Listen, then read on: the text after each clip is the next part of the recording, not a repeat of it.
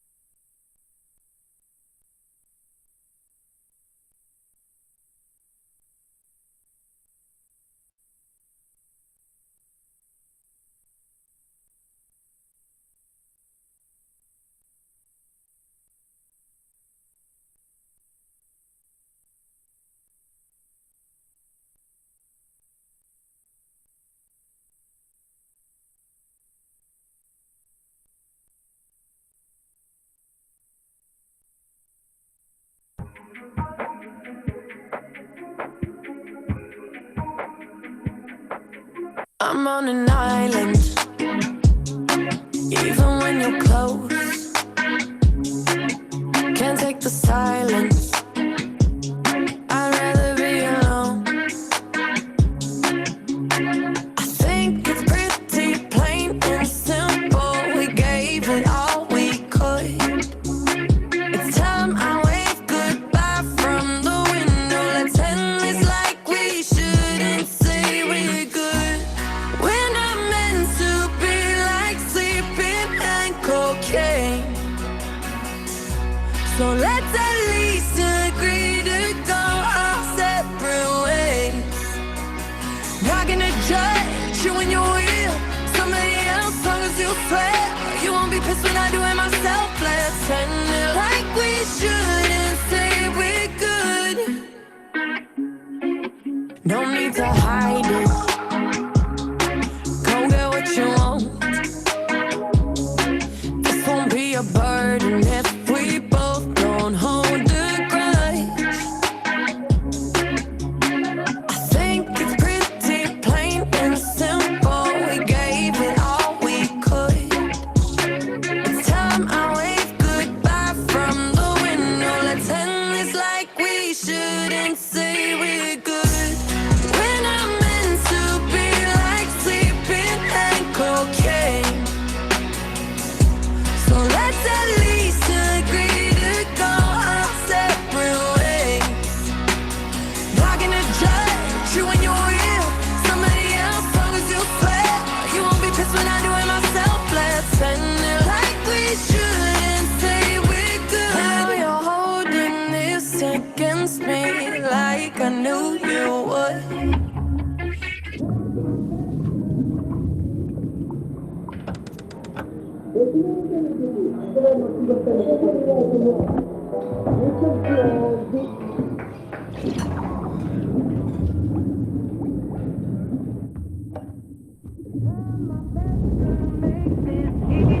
So don't give me that look, just say we're good. We're not meant to be like sleeping and cocaine. So let's at least agree to go our separate ways. Not gonna judge you when you're with somebody else, long as you swear. You won't be pissed when I do it myself. Let's end it like we shouldn't say we're good.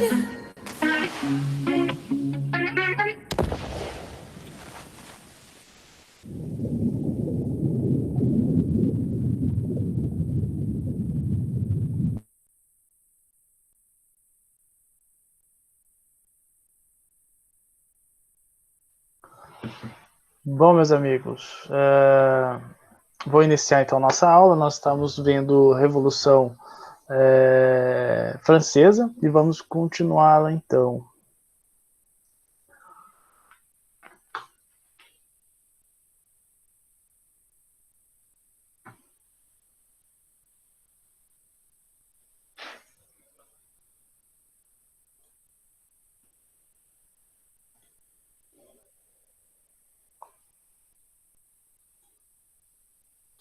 Bom, paramos aqui. Estávamos vendo o primeiro documento da Revolução, né?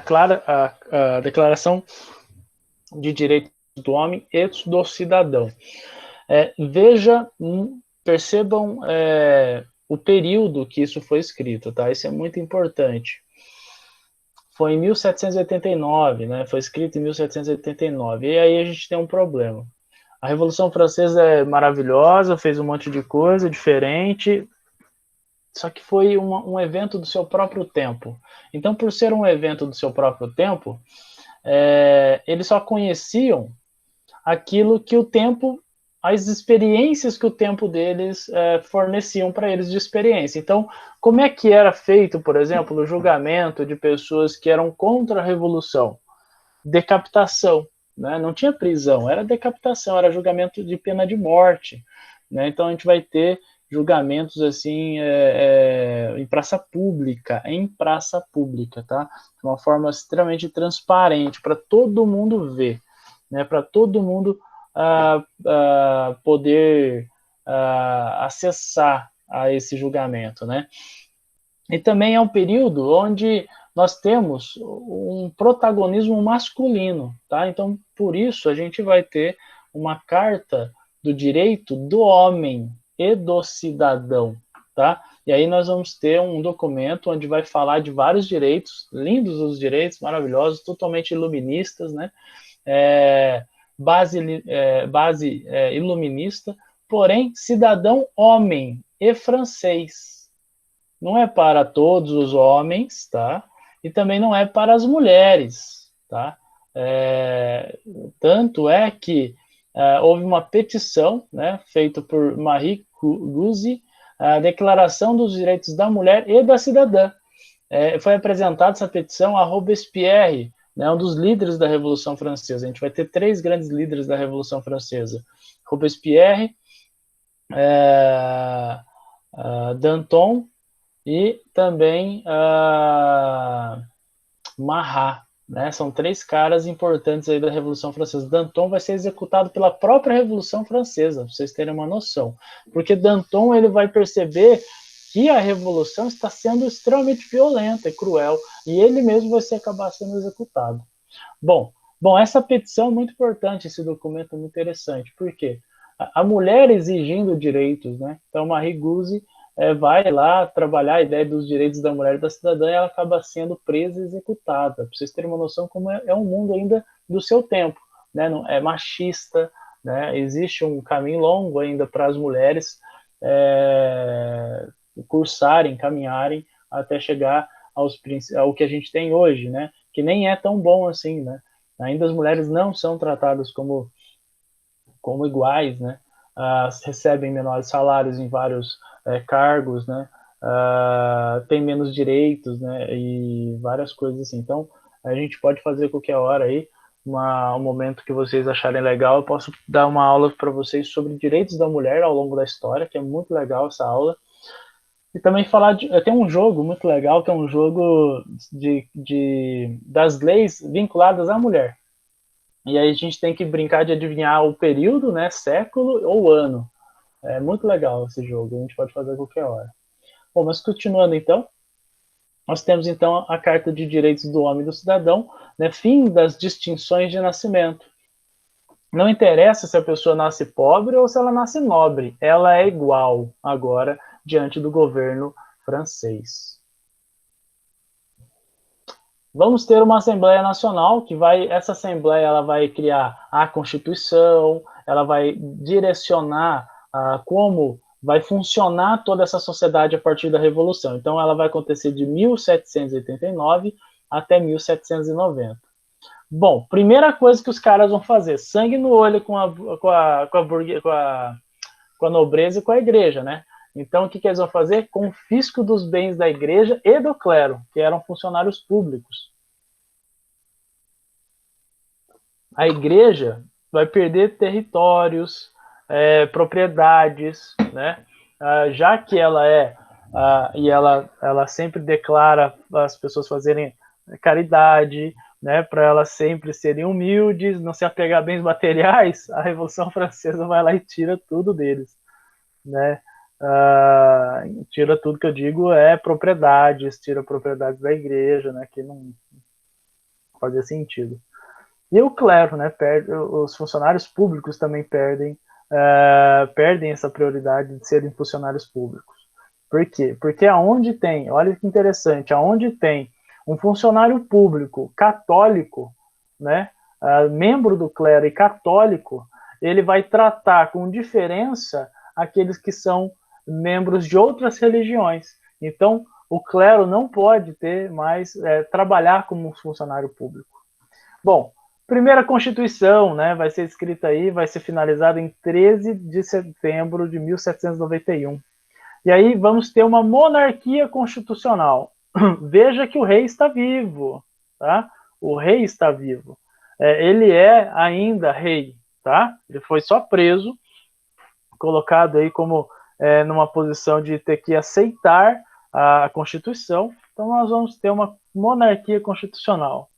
Bom, nessa monarquia constitucional a gente vai ter uma república, né? Só que uma república com voto censitário, ou seja, vota aquele que tem uma renda anual específica, tá bom? Não é qualquer um votar, mas sim aquele que tem uma renda específica. Bom, imigração da alta nobreza. Nesse momento, com a Constituição e tudo, né, com a Revolução Francesa acontecendo, a alta nobreza vai fugir aos montes da França para outros países, né? Inclusive, o rei vai ser uma delas, né? Veja só, o povo chamava o rei de pai, né? Eu não lembro o nome da palavra em francês, como é que é, mas o meu pai, né? Chamava de meu pai o rei, né? E aí o que acontece? O rei ainda, né, era rei, primeiro cidadão nessa Constituição, ele é tratado como o primeiro cidadão, o mais importante dos cidadãos. Então veja o carinho que as pessoas têm pelo rei ainda.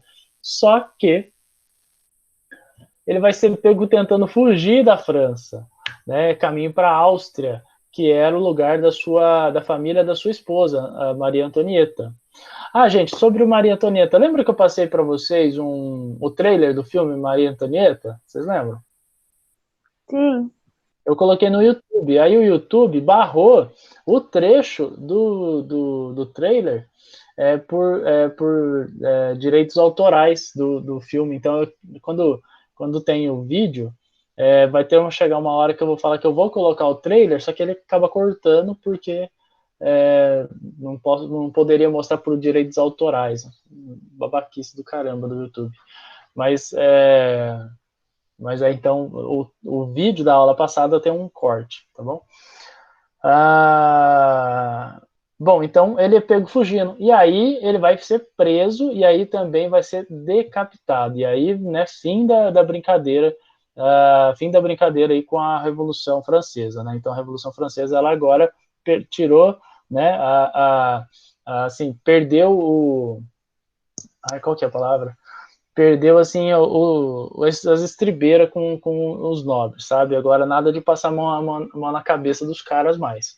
Então, o rei vai ser preso e decapitado, né? Julgado como um traidor, né, do país. Bom, nós vamos ter uma declaração de guerra da Áustria e da Prússia, né? Origem das futuras coligações. Por que coligações? A partir do momento que acontece a decapitação do rei francês, né, o maior país, né, do continente europeu, os outros países que têm reis, né, vão se assustar.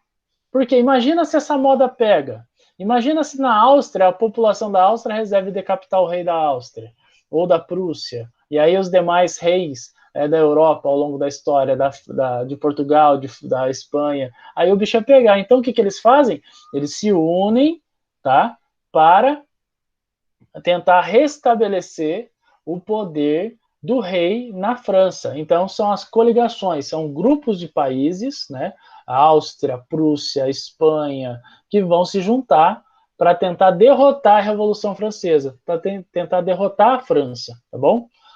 Bom, e aí, então, a gente vai ter a declaração de guerra desses dois países aqui.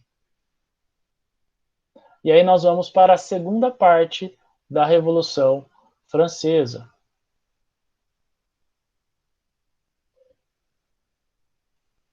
Só um minutinho, que eu vou colocar aqui.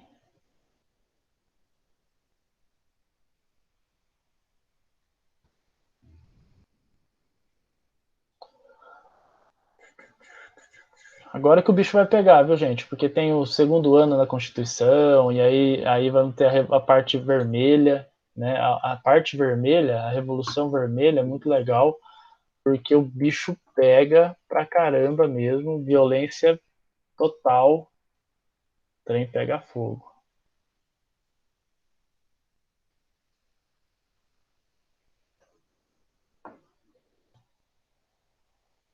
A parte conhecida como a Revolução parte vermelha do sangue, né, que vai ser derramado. Bom, parte 2. Bora lá. Primeira etapa, disputa entre a burguesia. Nós temos dois grupos de burguesia disputando o poder agora na França. Não é mais a monarquia, não é mais os nobres, agora é a própria burguesia. E temos dois grupos distintos, os girondinos, que são a alta burguesia, desejavam manter a monarquia, sentavam-se à direita do parlamento. E temos os jacobinos, que é a baixa burguesia, aliados dos sans-culottes. Sans-culottes, essa palavra sans-culottes significa sem culotte, ou seja, sem meias. Na França, nesse período, a gente vai ter aqueles caras, vocês lembram daquelas perucas, né? Quando você é um funcionário público, você tem uma peruca, né, para mostrar que você é um funcionário público.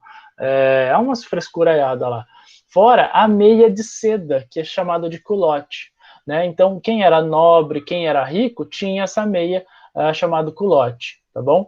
Aí, quem eram os sans-culottes? Eram os sem meias, ou seja, as pessoas que não tinham essa meia de seda, ou, portanto, não eram os ricos, né? Eram os operários, os camponeses. Então, os jacobinos, eles eram aliados da maioria da população, que desejavam instituir a república e executar o rei, né? O rei só vai ser executado, viu, gente, em 1793, se eu não me engano. Sentavam-se à esquerda do parlamento. E aí nasce, galera, o que a gente conhece como a direita e esquerda na política, tá? É aqui que nasce. A Revolução Francesa que ensina e que constrói esses dois lados, né? Temos, então, os revolucionários progressistas e temos os reacionários ou conservadores. Então, olha, um reacionário é um de extrema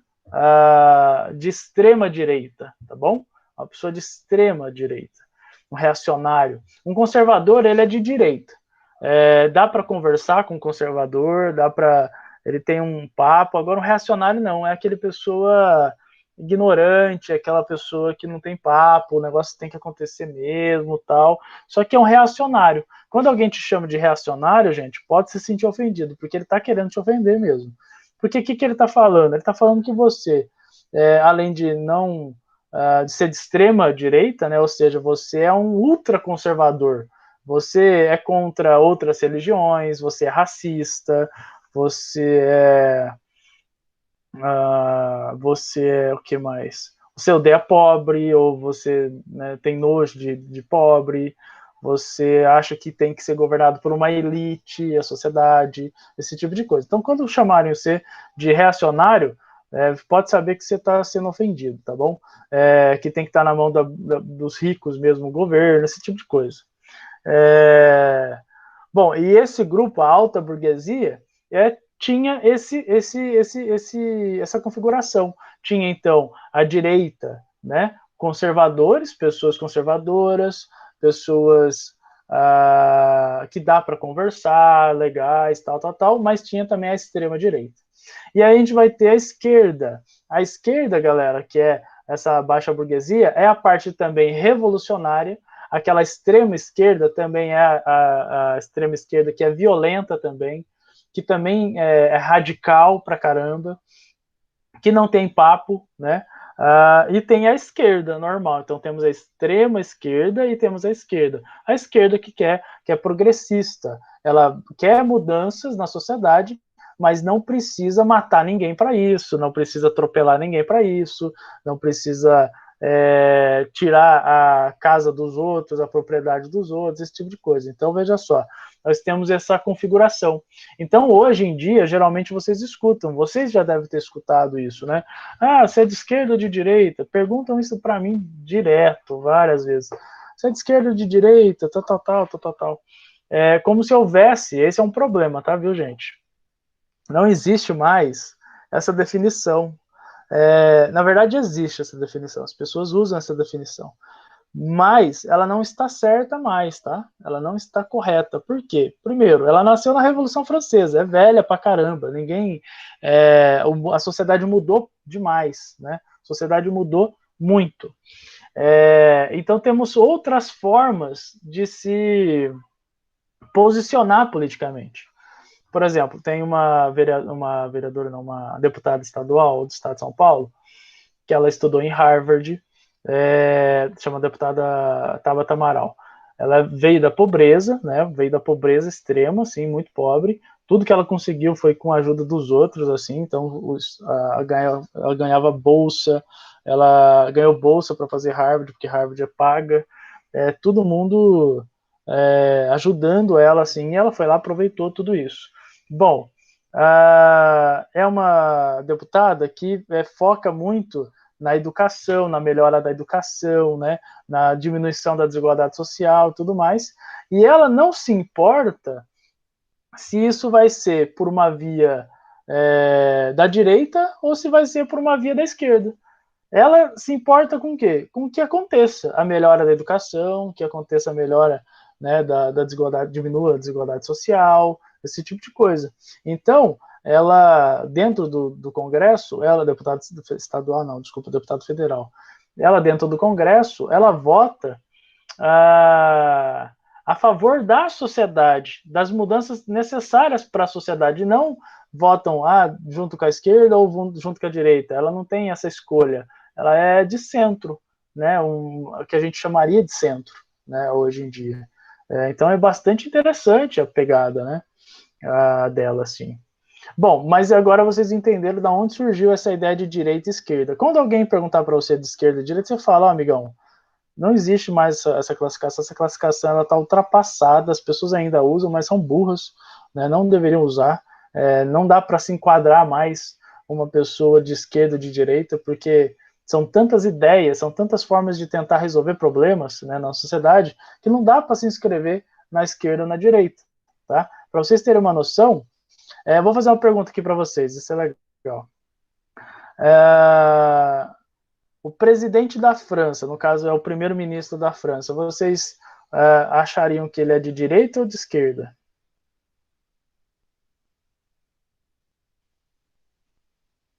O que vocês acham? Peraí, qual que foi a pergunta? Vocês acham que o primeiro-ministro da França, ele é de esquerda ou ele é de direita? De direita, provavelmente. De direita, eu acho que era de direita. Exato, ele é de direita. E a França, o mesmo país que aconteceu a Revolução Francesa, ela tem um histórico, né, de governos de direita e de esquerda revezando no poder. E a França não tem grandes mudanças, né, sociais, assim. Pra você ter uma noção, quando aconteceu uma tentativa de mudar a carga horária de trabalho do francês, né, de 6 horas para 8 horas, a França parou. E é a mesma França que votou na direita, votou para um ministro que tem posições de direita. Então, veja só, não importa se é direita, esquerda, esse tipo de coisa. É pensando o bem da sociedade que mais interessa. Bom, meus amigos, olha lá, liderados por Marat, um médico e também jornalista, ele tinha um jornal, tá? Marat, ele vai ser assassinado por uma gerondina. A história da Revolução Francesa é uma história de sangue, tá, gente? De sangue, de morte, de derramamento de sangue. Vocês vão ficar chocados com tanta gente que vai morrer nesse negócio. Danton, que também foi um dos líderes da Revolução Francesa e que vai ser executado pela própria Revolução Francesa que ele criou. Pra você ter uma noção do nível de radicalismo que vai ser a Revolução Francesa na primeira etapa, acho que na segunda etapa, que vai ser a Revolução da baixa burguesia. A extrema esquerda vai levar a uma revolução muito sangrenta. E a extrema direita também, viu, gente? Então é uma história bem triste aí. Bom, e Robespierre? Tanto Danton quanto Robespierre, eles eram homens de letras, né? Homens do direito. Eles eram advogados, né? Robespierre, ele era muito carismático, mas muito carismático mesmo, só que ele acaba se tornando cada vez mais autoritário e violento, inclusive ele vai conduzir à morte de Danton. E ele vai mandar matar aquela mulher que pediu a carta do direito da cidadã lá. Bom, e eles vão fazer, né, instituir a Comuna Insurrecional de Paris. Então eles vão meio que fazer a revolução da Jacobina, né? A Revolução Jacobina, instituindo a República, né? Então a República estava proclamada. Então eles assumiram o controle da França. E aí a gente vai para a segunda etapa. A segunda etapa da Revolução Jacobina, de 92 a 95. E aí o bicho pega, olha lá. Massacre de Setembro, morte por linchamento, tá? De quem? De quem que vocês acham que eles estão matando por linchamento? Olha que nível de violência que os caras usaram aqui. Quem que vocês acham?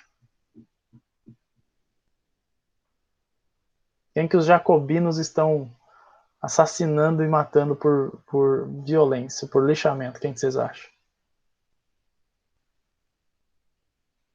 Provavelmente era o rei, não sei. Eu tô olhando aqui. O grupo do rei, muito bem, os nobres. Começa uma caça aos nobres, tá? Que eram contra a Revolução, que eram contra a Revolução Francesa. Em 21 de janeiro de 1793 acontece a execução de Luís Capeletto, que é o rei Luís XVI, o rei da França, que agora não é mais, e ele vai ser executado em praça pública na guilhotina. Bom, formação de um movimento contra-revolucionária, né? Vai ter um grupo de pessoas que vão tentar desfazer a revolução, claro, que sempre tem. Temor da expansão dos ideais revolucionários pela Europa, né? Então a gente vai ter as ligas, né? As coligações que a gente vai conhecer. A maioria dos países eram absolutistas, então tem um medo muito grande de que essas ideias revolucionárias na França espalhem-se por toda a Europa, derrubando as monarquias, né? Esses estados autoritários também, assim, deixa eles no chão. Então começa assim, então, uma formação de coligações de países que se juntam para lutar contra a França. A Inglaterra tem um medo muito grande. A Inglaterra é o principal inimigo francês, tá? Isso é muito importante vocês saberem. A Inglaterra, ela tem uma revolução industrial em curso, né?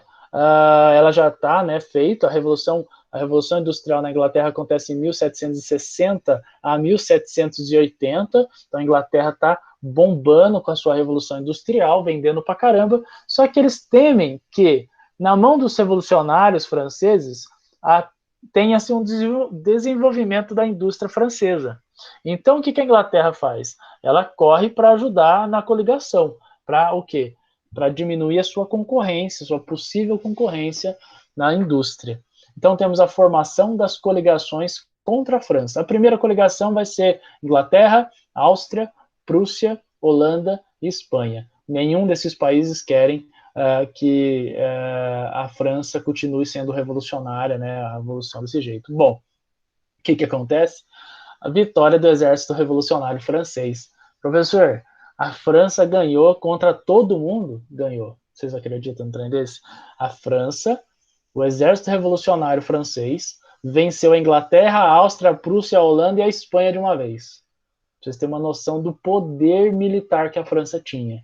A França tinha o maior exército do continente europeu, tá, gente? E quem vai se beneficiar muito disso vai ser um carinha baixinho chamado Napoleão Bonaparte, um gênio da guerra e um revolucionário junto com a França aí. Bom, meus amigos, vamos continuar aqui para a gente não prolongar tanto. Bom, a etapa mais radical da Revolução, tá? A etapa mais radical da Revolução é um ponto de vista. Por que um ponto de vista? Nossa, minha voz está horrível. Digam para mim, por que é um ponto de vista? De qual ponto de vista a Revolução Jacobina, né, a parte mais radical da Revolução desculpa, eu vou reformular minha pergunta de novo. Não estou conseguindo ser claro, tá difícil. Ó. Por que, de determinado ponto de vista, a Revolução está sendo radical? E vai ser chamada de terror vermelho. Por causa das várias mortes, né, que eles estão provocando. Maravilha. Mas do ponto de vista de quem esse radicalismo?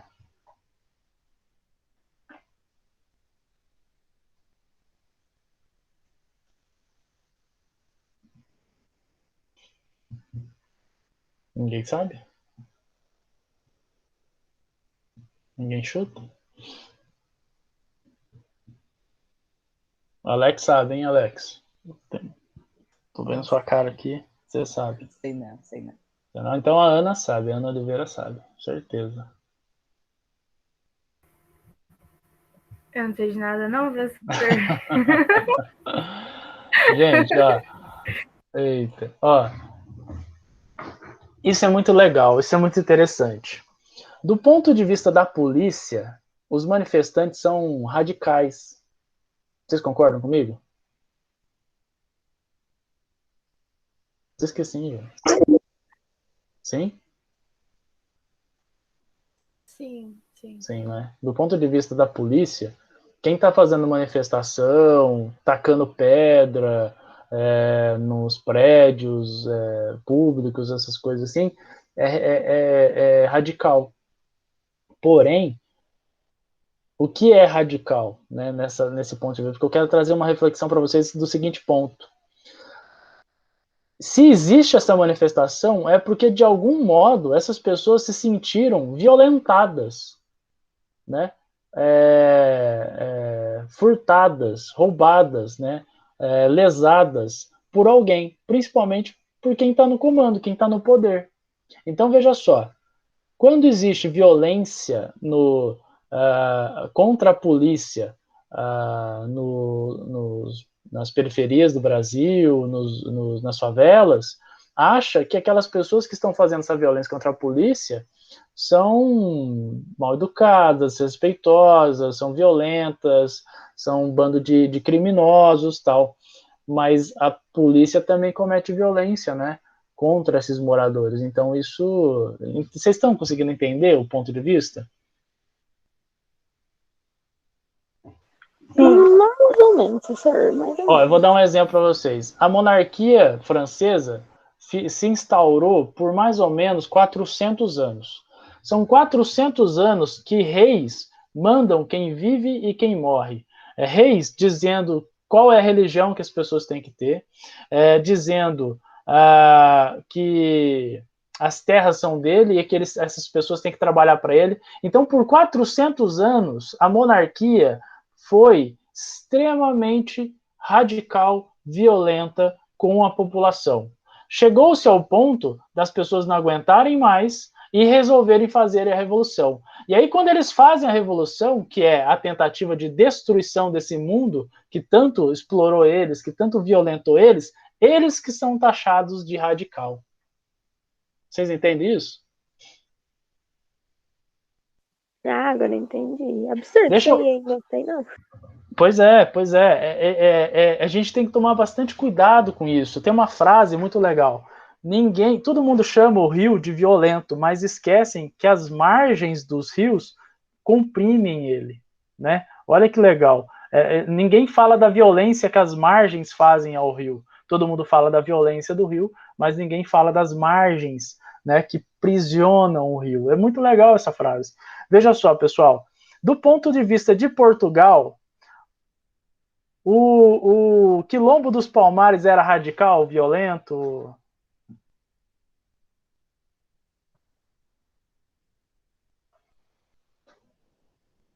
Vamos lá, gente. Eu fico sozinho. Vocês já não mostram o rostinho para mim ficar olhando pro olho de vocês. Aí vocês não falam comigo, eu fico aqui parado igual um idiota. O que vocês acham? Do ponto de vista de Portugal, Quilombo dos Palmares era algo legal ou era radical, violento, absurdo? Era radical. Provavelmente era radical, né, professor? Exato. A Revolução Haitiana, onde temos a maior população, né, do Caribe negra, abolindo a própria escravidão, né, matando os soldados franceses, porque era a colônia francesa, Haiti, matando os soldados franceses e declarando independência do Haiti, né, de um ato assim, nunca visto na história, escravos conseguindo, né, lutando pela sua liberdade e ao mesmo tempo declarando independência do seu próprio país, né? Então, muito legal isso. Do ponto de vista da França, foi extremamente violento, né? Só que o que a França fazia com os haitianos ali, né? No caso, os africanos escravizados, escravizava os caras, punia eles com violência. Então, do ponto de vista do contrário, né, ou seja, da monarquia, dos gerondinos, a revolução, do ponto de vista aqui dos radicais, é extremamente violenta, né? Mas ninguém lembra, né, nesse momento, de dizer, cara, o tanto que essa população sofreu, né? E está super justificado toda essa violência, cara. Tá sendo justificada. A população sofria, morria de fome, cara, antes da Revolução Francesa. Então, é por isso tanto radicalismo, sabe? Só que tem um problema em tanto radicalismo. Gera uma força muito igual, né? Uma força contrária igual. Ou seja, o radicalismo da fase da segunda etapa, que é a Revolução Jacobina, vai gerar um inimigo, né, também radical, que pode levar eles a outro problema. Bom, vamos então à Constituição de número 1, né? A Constituição, o ano de número 1 da Constituição. Por que ano 1 da Constituição? Porque quando eles decretam a Revolução Francesa, eles acabam com o calendário católico. Percebam que o calendário utilizado na França e o nosso calendário, ele é católico, gente. Vocês sabiam disso? Sabia, sim. Sim. Quem inventou esse calendário que a gente usa é o Papa Gregório, né? É o calendário gregoriano. É um calendário santo, onde nós acabamos de passar pela Páscoa. Gente, o Brasil, toda a população brasileira é católica? Não. Não, Exato. acho que tem 90%, né? Não, é bastante, mas não é, acho que é cristão, né? O maior país católico do mundo é o Brasil, mas a maior parte do povo brasileiro é cristão, mas não é católico todos, né? Temos culturas africanas, budistas, árabes, nós temos crentes, né, protestantes e tudo mais. Então, veja só, o calendário que nós temos é católico. Acabamos de passar pela Páscoa, onde a gente comemora um evento católico. Daqui a pouco a gente vai ter o dia de Nossa Senhora. Nossa Senhora, católico. E o que a França está fazendo nesse exato momento?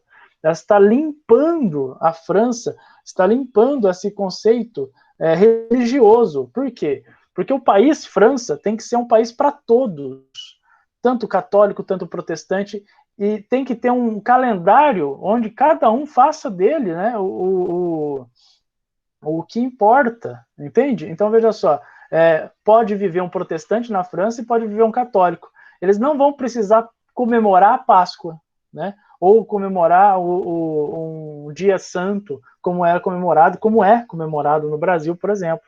Né? Então, nós temos uma limpeza do calendário, é por isso que é o ano 1. A partir de 1789, a França deixa de acompanhar o calendário gregoriano e institui o ano 1. O ano 1, né? O primeiro ano do calendário francês. Eles mudam outras coisas também. Deixa eu ver se eu vou falar com vocês sobre isso. Deixa eu ver. Porque tem um negócio muito legal que é acho que não. Tem sim. A mudança dos meses, cara. Não é mais os meses que a gente conhece como janeiro, fevereiro, porque também é um ano, esses meses, o nome desses meses são religiosos e são do Império Romano, né? Então a gente tem agosto em homenagem a Augusto, né? Julho é de Júlio César. Então olha que coisa, né? A gente tem a mistura entre religião e temos também a mistura dessa herança romana, né? Então, eles vão mudar totalmente, eles vão chamar os meses pelo aquilo que os meses são, né? Vocês vão ver, isso é bem legal. Bom, então, Constituição do ano 1, né? 1793 e 1700, que a gente chama de 1793, e eles de 94, mas para eles era ano 1. Sufrágio universal masculino. Sufrágio, alguém tem problema com essa palavra? Sabe o que significa? Alguém não sabe o que significa essa palavra? Ergue a mãozinha que eu explico. Na boa, gente, pode falar. Ou todo mundo sabe? Todo mundo sabe? Quem não souber, pode erguer a mão. Não sei não. Sufrágio, Alex. Parabéns por você ter dito aí que não sabia. Parabéns. Sufrágio significa voto. Simples. Beleza? Então é o voto universal, o direito. Oi? O que é? Bem diferente do que eu imaginava. Pois é, parece uma palavra, nossa, que coisa maravilhosa, né? Mas é voto. Por que não coloca voto logo de uma vez, né, Alex? Coloca voto aí que facilita a nossa vida. Nossa, esse povo gosta de dificultar as coisas, Não, pelo credo. amor de Deus. Você já viu uma sessão do Supremo Tribunal Federal? O jeito que os caras falam? É horripilante, velho. Não dá pra entender nada que os caras falam, velho. Impressionante. Bom, então vamos lá. Sufrágio, voto, beleza? Voto universal. Gente, vocês estão escutando meus cachorros latir? Sim. Sim, professor.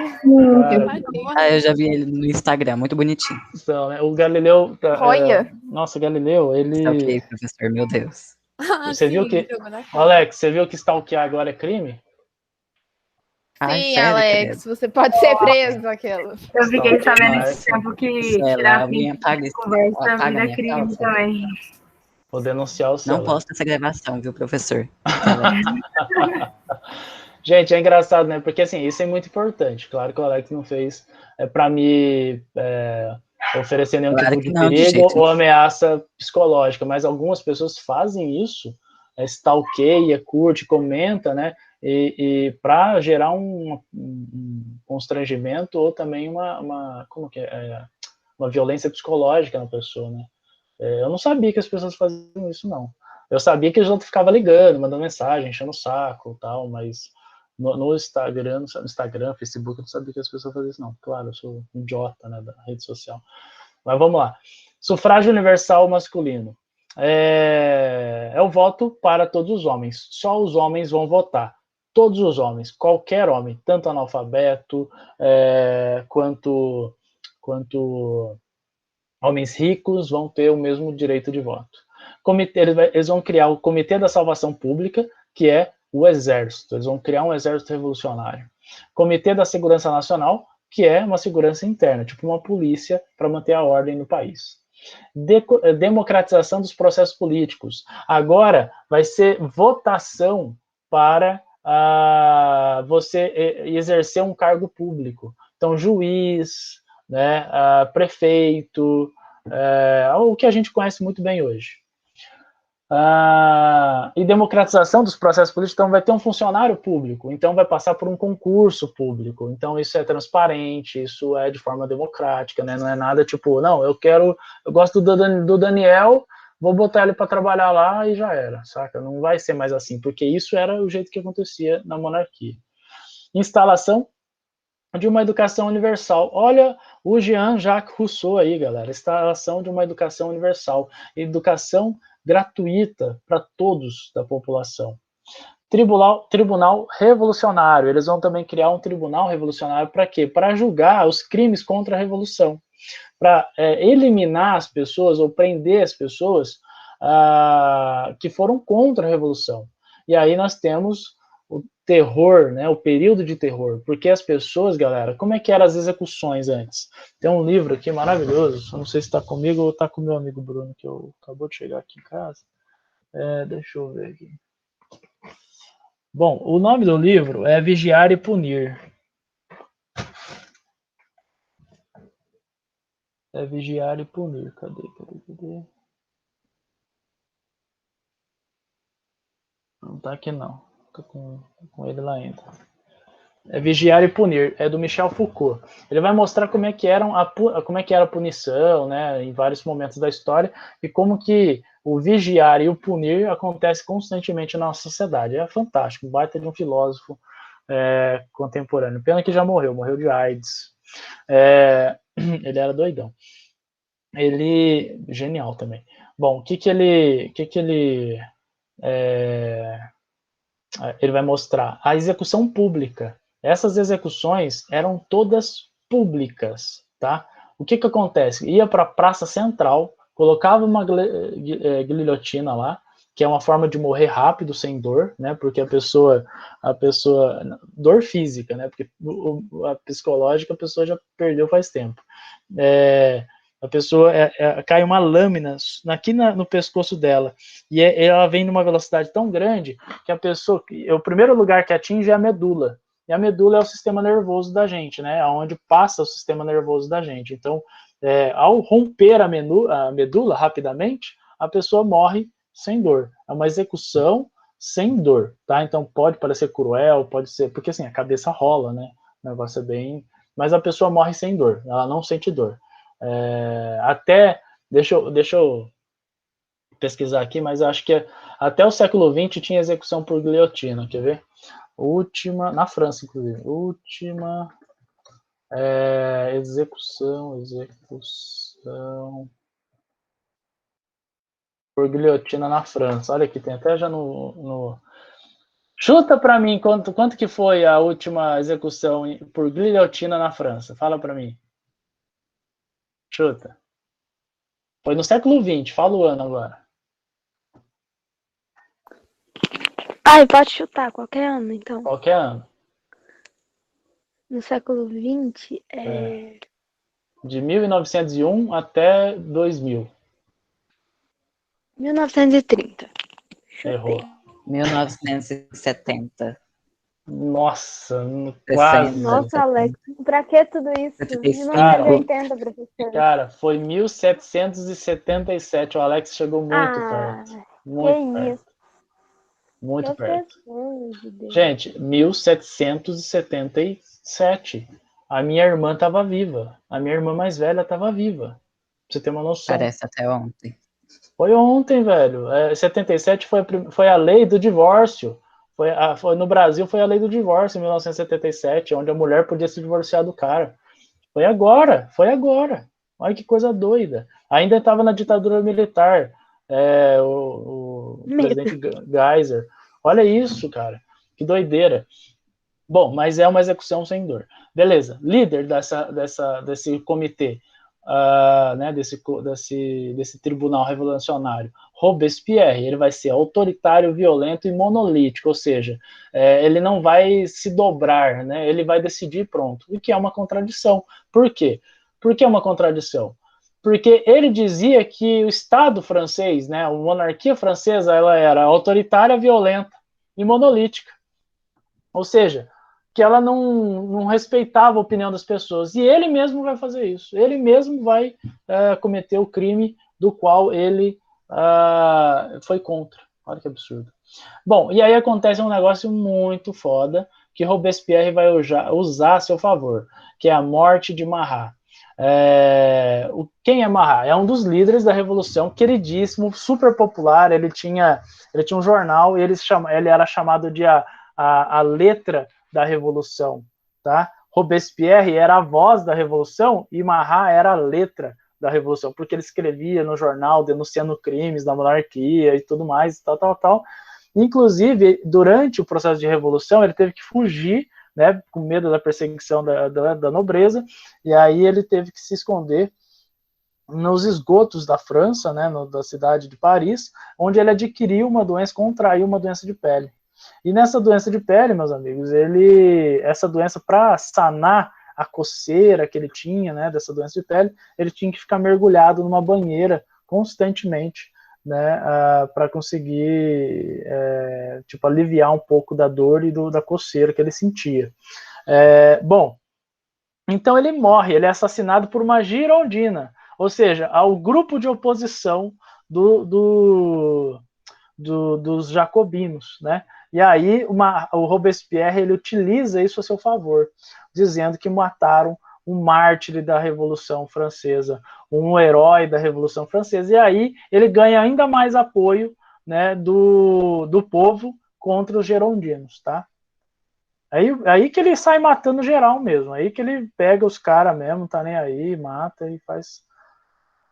Bom, falta de recursos dos jacobinos para resolver a crise econômica, porque, além de tudo, gente, a França, antes da Revolução Francesa, estava bem, lembra dos causas estruturais e causas conjunturais? A França estava bem das pernas?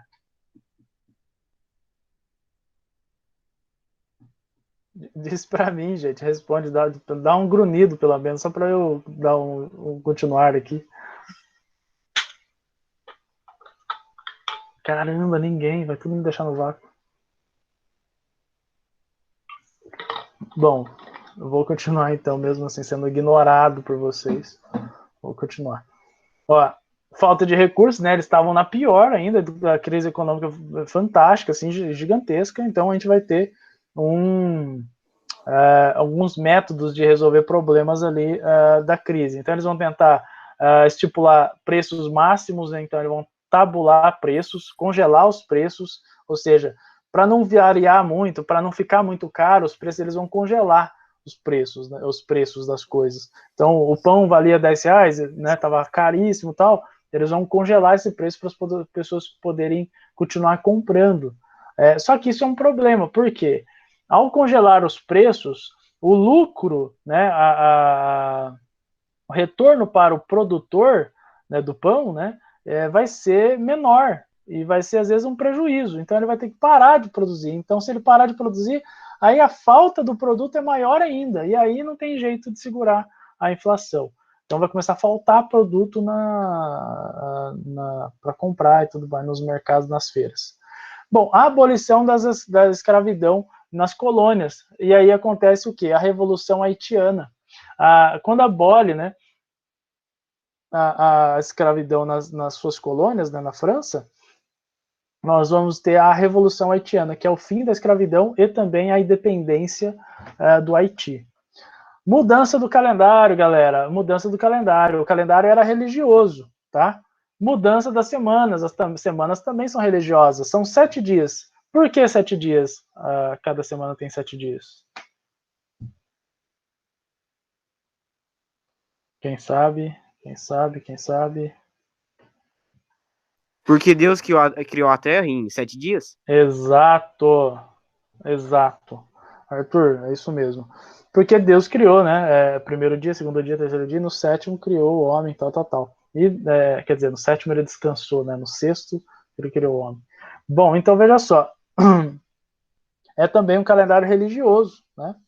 E tentativa de abolir a religião cristã da França. Ele vai tentar, isso eu já achei meio exagerado, mas é tentar abolir a religião cristã da França, tipo, extinguir, não ter mais religião. Por que não ter mais religião? Alguém sabe me responder? Encheu o saco de vocês tanto de eu perguntar.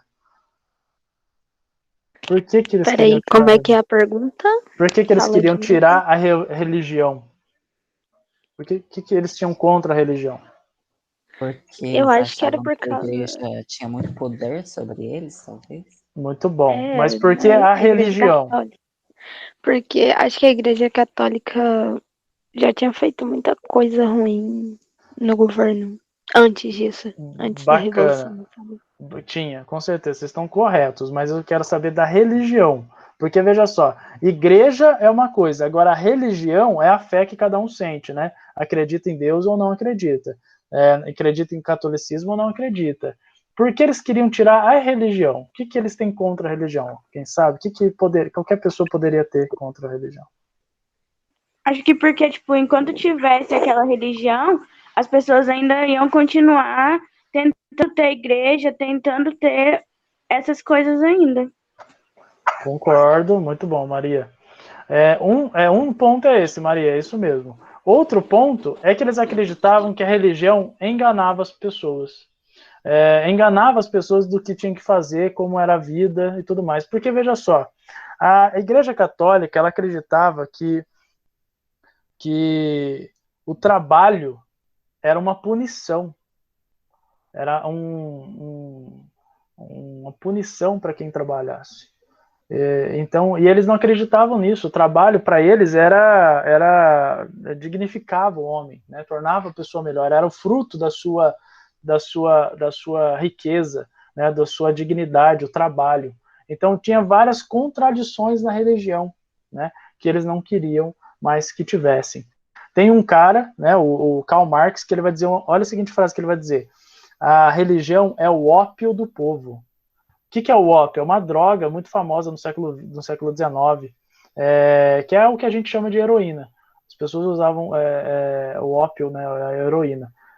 A religião como o ópio do povo, como a droga do povo, onde droga as pessoas e fazem eles ir para um mundo fantasioso. Eles estão querendo viver, o que a Revolução Francesa jacobina está querendo? Está querendo colocar as pessoas, a mente das pessoas no mundo real, no mundo concreto, e não no mundo da fantasia, tá? Então, o que poderia ser, né, chamado de fantasia religião. Então, é um dos motivos aí. Tal radicalismo levou à execução do golpe do nono termidor. O que é nono termidor, gente? Alguém sabe? 9 termidor? Sei não, professor, parece um nome aí de uma execução. Não sei, talvez. É um seja. golpe que aconteceu na data 9 do mês termidor. Que termidor é esse? Não Então, Que mês conheço é esse? mesmo, não. é o novo mês da Revolução Francesa, é o novo mês da França. Pronto. Olha lá. Ai, gente, esse povo inventa também, né? Ai, que Não, demais. mas faz muito sentido. Olha que Mês legal. da colheita da uva. Exato, ó. O nome do mês. Vamos ter 1, 2, 3, 4, 5, Que 6, 7, horror! Vai 9, até 10, um 11, dia 12. depois do meu aniversário. Fiquei com medo agora. Exato, ó. 12 meses, ainda normal. Só que eles mudaram os nomes. Vindemiário, mês da colheita da uva, de 22 de setembro até 21 de outubro. Brumário, esse mês aqui é muito legal porque tem um golpe chamado 18 Brumário, que é um mês muito importante também, que é quando Napoleão Bonaparte assume o comando da França. É o golpe conhecido como 18 Brumário. Tem um livro famoso que chama-se 18 Brumário. Por que Brumário? De nevoeiro, porque bruma é negro, é falta de visão, né? A pessoa não consegue ver. Então tem algum Bruno aqui na sala? Deixa eu ver. Nenhum. Bruno? Bruna. Bruna, seu nome. Eu tava com Bruna na cabeça, desculpa, Bruna.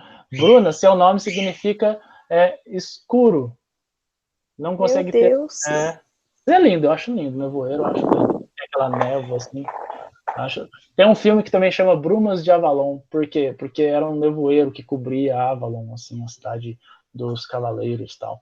Então, olha só, mês dos nevoeiros. Frimário, mês das geadas. Deve ser frio pra caralho. Deve ser, aí ficou o mês, juntou, ficou frimário. Deve ser frio pra caralho. Aí, então, ficou esse mês das geadas. Tem o nivoso, mês da neve. Pluvioso, que é o mês da chuva. Ventoso, que é o mês dos ventos. Germinal, esse é muito legal. Tem um filme que chama Germinal. Muito bom, que vai discutir, inclusive, a exploração do trabalhador, né, que é o mês das sementes, onde vai germinar floral, prairal, mesidor, termidor, olha, 9 de termidor, então foi no mês do calor que o bicho pegou. E frutidor, é o mês das frutas. Que legal, né? Então, outono, inverno, primavera, verão. Esse é o calendário francês, revolucionário francês, que eles inventaram. Eu acho o máximo, devia mudar mesmo. A gente tem um... Agora vamos para... essa daqui é uma aula que eu faço, que é muito legal, que é a Revolução Francesa, Política e Arte. É uma discussão sobre política e arte. Vocês vão adorar. Bom, a gente vai estudar aqui, galera, a iconografia política e religiosa de Marat em seu último suspiro, que é o nome de um quadro de Davi, né? Davi pintou, Napoleão Bonaparte encomendou esse... Robespierre encomendou esse livro, esse quadro é um quadro de Marat em seu último suspiro, ainda está vivo, mas ele está morrendo, né? Então, o pintor Davi, que foi o pintor de Napoleão Bonaparte, o grande pintor, aquele que pinta o cavalo, ele em cima do cavalo, Napoleão em cima do cavalo, é o Davi, é o grande pintor da Revolução Francesa e do Império Napoleônico. Então, vamos lá. O que é interessante de discutir quando a gente vai ver uma obra de arte? É a teoria por trás. Olha só que legal isso daqui. Se é verdadeiro que as obras estéticas não são jamais meros documentos do passado, é verdadeiro também que, a seu modo, entre verdades e deboches, elas organizavam as experiências compartilhadas ou singulares que constroem o que podemos considerar como real. Ou seja, a obra que a gente vai ver, a obra de Marat em seus últimos suspiros, ela, de certo modo, traz e compartilha alguma experiência daquele período, né, que que ela foi criada em 1993. Vamos esse aqui não precisa não. Bom, temos na mão, né, da obra, a gente vai ter uma carta, né, que a Girondina entrega para Marat. Então aqui é um pedaço aqui. Essa é a obra, tá? Isso aqui é a ficha técnica, eu vou colocar melhor. Mas olha aqui, Mahat deitado na banheira, né? Aqui dentro da banheira, aqui a água, e aqui do lado o tinteiro, né? Onde ele usava para escrever as coisas, as cartas, responder as cartas dos fãs, né? E também aqui tinha uma madeira onde ele escrevia. Então, ficha técnica, 1793, né? Tinta óleo na tela, dimensões tem 1,65 m por 1,28 m. Então é bem grande, né? O tamanho da minha esposa, praticamente. E está hoje em Bruxelas, na Bélgica, esse quadro. Olha o quadro aí, gente.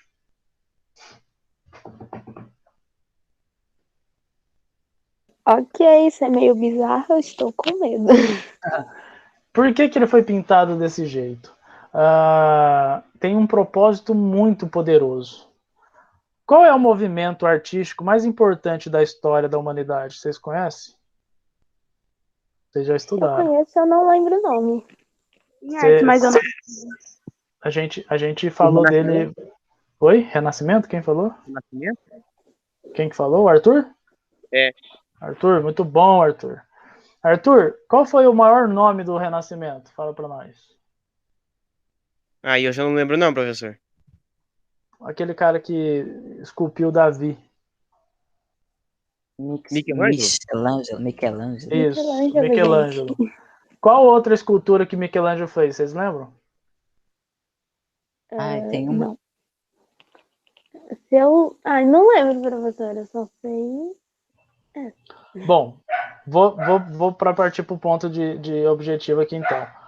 Michelangelo, ele era um dos maiores nomes do Renascimento. Na verdade, ele era o grande nome do Renascimento, né? Leonardo da Vinci, ele era fantástico, tudo, mas ele é mais velho do que Michelangelo. Michelangelo cai na graça da Igreja Católica naquele período e ele é ressaltado como grande nome. Ele é pintor, é escultor, ele é de tudo também. Então, ele é o nome da arte do Renascimento. Então, Michelangelo, beleza. As obras de Michelangelo, elas são mega famosas mesmo, tanto na França quanto na Europa inteira. E essa obra de Davi, né, Amarra, tá vendo que tem um crase, Amarra, em homenagem a Amarra, né, é uma homenagem a Amarra em seus últimos suspiros, ele está fazendo, quando ele constrói esse quadro, ele tenta fazer uma relação com a obra de Michelangelo. Qual obra?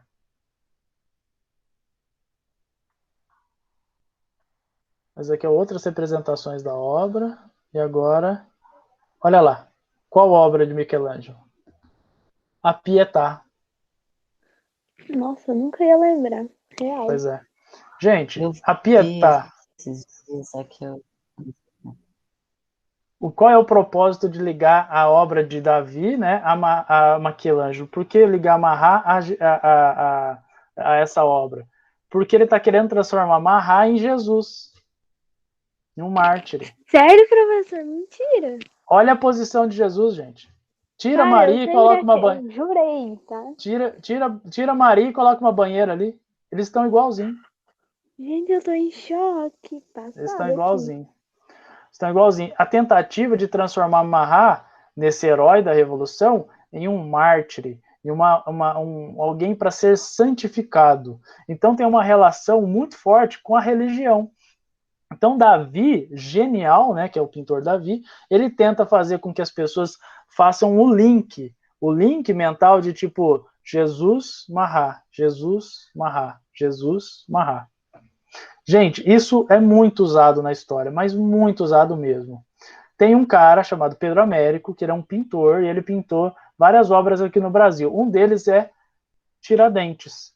Ele constrói Tiradentes, ele pinta Tiradentes. Eu vou mostrar essa obra para vocês vão ficar chocados. Tiradentes.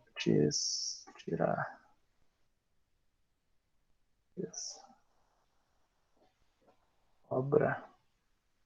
Vocês vão ficar chocados.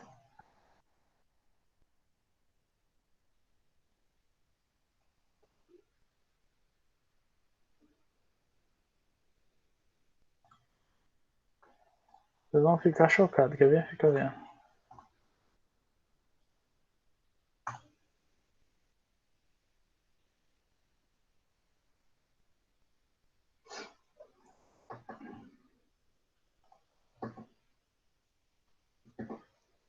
Gente, Jesus, né?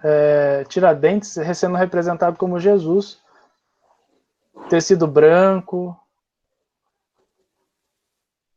Entende Bem isso? horrível, né? Horrível, foi os A cortejamentos. minha vida tá sendo uma mentira aqui, gente. Eu tô em choque. Gente, quando que um mineiro no Brasil parecia... Tiradentes, ele era militar, ele não tinha barba. Ele não tinha Ué, barba. Não tinha barba. Olha que coisa louca. E agora olha a que rolê disposição, olha a disposição do corpo do Tiradentes. Agora, tá vendo a disposição? Agora olha esse daqui. Uhum. Ah, não. A disposição é como se fosse o mapa do Brasil. Eles estão tentando fazer o quê? Ali, né? Exato. Eles estão tentando fazer o quê? Tentando fazer ligar Tiradentes como representante do Brasil. que Minha loucura. vida. Ai, gente, eu não Como se fosse o acredito nisso, Jesus não, do Brasil. professor. E esse Jesus Cristo aqui? É Jesus Cristo Ué, esse cara aqui? Não, é algo de errado não Tiradentes. está certo. Gente, que Algo de errado não loucura. está certo. Gente, que loucura esse trem aqui. Os caras Que estão, olha rolê. isso, barbudo, porque Jesus, né, era barbudo, cabelo comprido. O Tiradentes era um militar. Ele não tinha barba. Não podia ter no exército, né? Ele era tipo a polícia e tal. Então, olha só a ideia que estão construindo de Tiradentes de que ele era relacionado a Jesus. Tá? Muito parecido com o que Davi tentou fazer utilizando a obra de Pietà de Michelangelo. Só que Davi, né, desculpa o Pedro Américo, ele é um gênio da pintura, né? Pedro Américo, coitado. Bom, então temos essa relação, galera, a relação com Pietà. Olha a disposição do corpo de Jesus, como se estivesse na banheira. Olha aqui que legal. E os dois estão em O Último Suspiro. Os dois estão no seu último suspiro. Quando Pietà foi feita, o último suspiro de Deus, né, Jesus, descendo da cruz. E Mahá, a mesma coisa. E aí temos o quê? Olha que fantástico essa obra. Tá vendo a pena? Tá vendo a pena? Vocês devem estar vendo aí. Cadê? Deixa eu ver. Deem uma olhada na pena. Ele está morrendo, ele não morreu. Ou seja, ele vive ainda. Eles nunca vão mostrar ele morto de fato, para essa ideia de Mahá morrer. Não, ele vai estar vivo, ele precisa de ajuda, tem sangue ainda saindo, né? Ele precisa viver. Olha a faca, a arma do crime ali embaixo. Olha a mão, o jeito que fica, a pena está de pé. Ou seja, qual é a grande mensagem? A mensagem é: Mahá pode morrer, mas as suas palavras não. Eu nunca decifraria isso. Mas tem um monte de análise já feita, assim. Eu também nunca pensei nisso daí, não. Eu li um livro, no caso foi esse livro aqui, ó, do Carlos Ginzburg, que chama-se Medo, Reverência e Terror. É um livraço muito legal. Eu amo esse livro. Vários artigos do Carlos Ginzburg, é um historiador italiano. Olha o que ele diz, ó. Naquele momento crucial de sua brevíssima história, a República, nascida da derrubada da monarquia do direito divino, procurava uma legitimidade suplementar, invadindo a esfera do sagrado, historicamente monopolizado pela religião. Agora, o que Davi fez? Ele trouxe a política para relacionar a religião. Então, temos aí essa análise legalzinha aí. Bom, e vamos para a terceira revolução, né, a terceira etapa da revolução, que é a República Gerondina, porque quando a gente viu no finalzinho da última etapa lá, foi o golpe do 9 Termidor, lembra? E aí aconteceu, então, um golpe, né, para tirar os jacobinos do poder, acabar com aquele terror sangrento, e aí instalou-se um governo gerondino, que é conservador, como eu disse para vocês. E eles querem o quê? Ficar no poder, eles não querem distribuir o poder para todo mundo. Tudo bem, os direitos iluministas, bacana, legal, mas eles no comando, entende? Então, bora lá.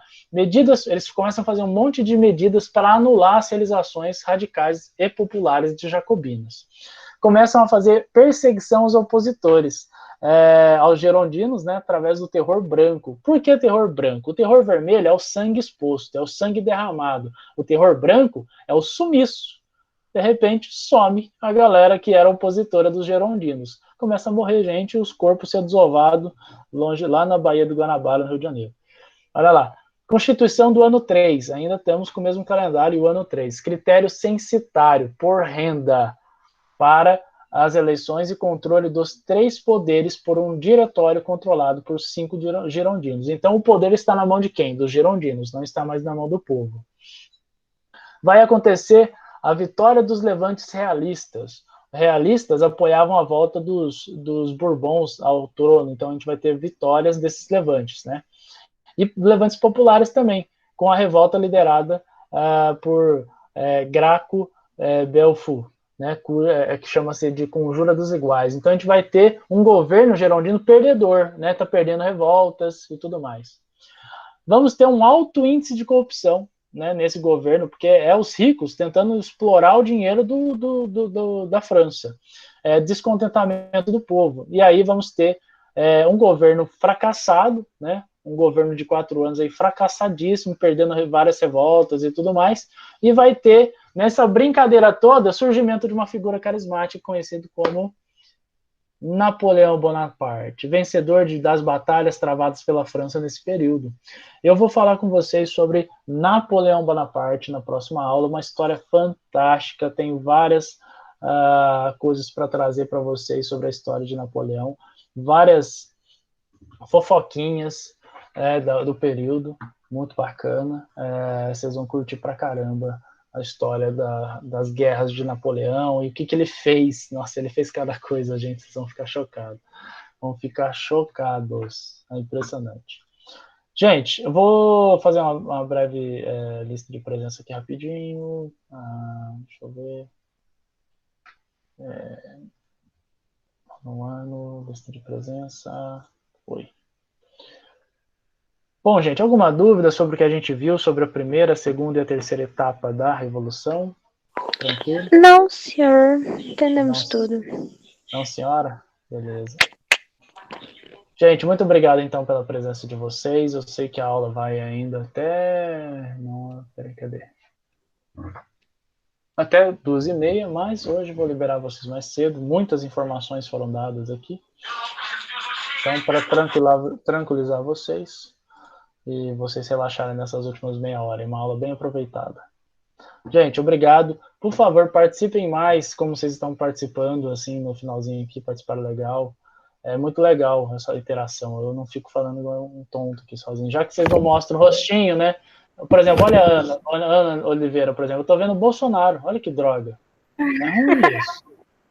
A gente é tímido, professor. A gente é tímido. De verdade, né? Nunca viu a gente. Pois é. Professor, Vou pôr uma foto minha, você vai descobrir como é que eu sou. Não, olha aqui, ó. A minha família, ela começou a conversar aqui do nada e eu não tinha como eu ligar o microfone. Entendi. Abre o microfone para nós escutar o papo da família também. Às vezes é interessante. Olha aqui que eu sou obrigado a ver. Olha o Daniel. O Daniel parece o quê? Como é que é o nome daquele cara? Como é que é aquele cara que anda com o bonezinho de lado? Que faz nhenhé? Como é que é? É um tonto lá. É o coisa malandro lá, não é? O malandro lá. Eu não esqueci o nome dele. Aí que eu sou obrigado. É isso aí, gente. Professor, te perguntar pra você.